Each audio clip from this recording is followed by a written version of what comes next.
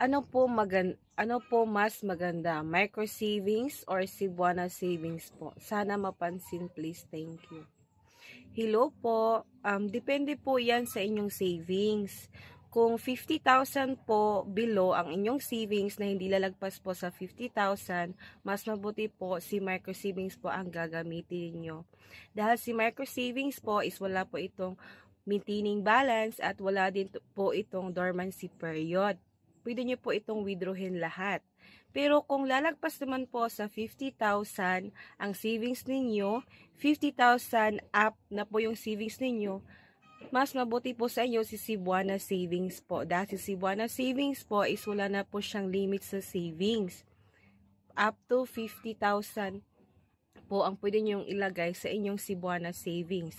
Pero si Cebuana Savings po is meron na po itong maintaining balance at may